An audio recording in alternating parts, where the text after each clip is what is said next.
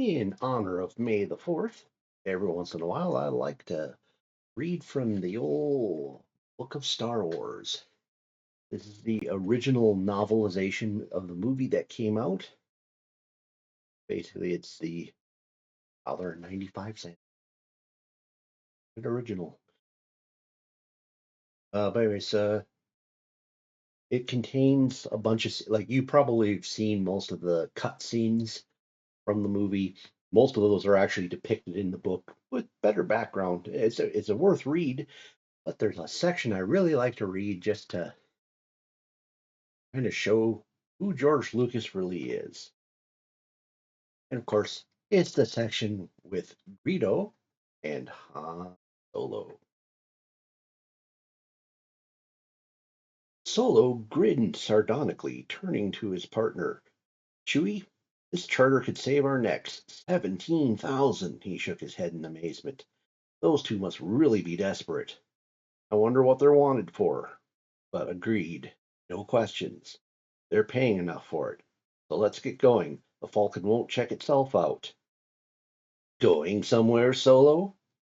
The Corellian couldn't identify the voice, coming as it was through an electronic translator, but there was no problem recognizing the speaker or the gun it held stuck in Solo's side. The creature was roughly man-sized and bipedal, but his head was something out of a delirium by way of an upset stomach. It had huge, dull, faceted eyes, bulbous on a pea-green face.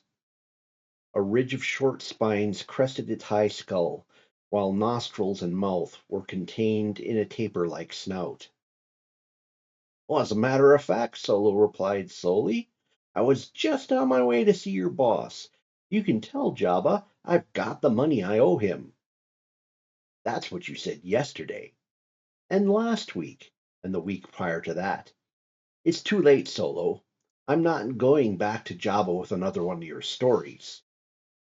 But I've really got the money this time, Solo protested. Fine, I'll take it now, please. Solo sat down slowly.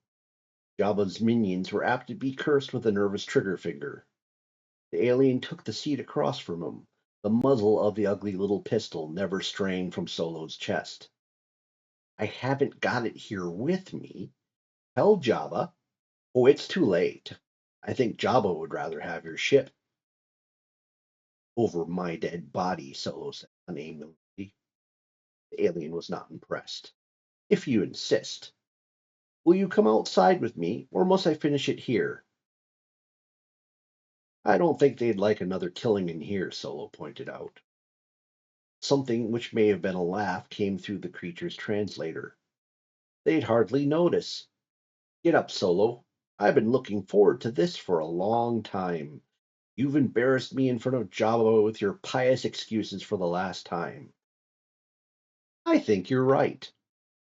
Light and noise filled the corner of the cantina, and when it faded, all that remained of the unctuous alien was a smoking, slimy spot on the stone floor. Solo brought his hand up, showing a smoking weapon in it from underneath the table, drawing bemused stares from several of the cantina's patrons, and clucking sounds from the more knowledgeable ones. They had known the creature had committed a fatal mistake in allowing Solo to get his chance to get his hands under cover. It'll take a lot more than the likes of you to finish me off. Jabba the Hutt did always skimp when it came to hiring his hands. Leaving the booth, Solo flipped the bartender a handful of coins as he and Chewbacca moved off. Sorry for the mess. I was always a rotten host.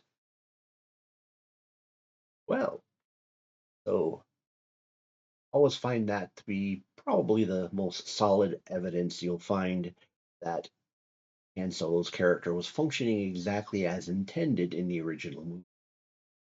All ideas of him not being the initial shooter were clearly afterthoughts. But tell me below what you think. I'm sure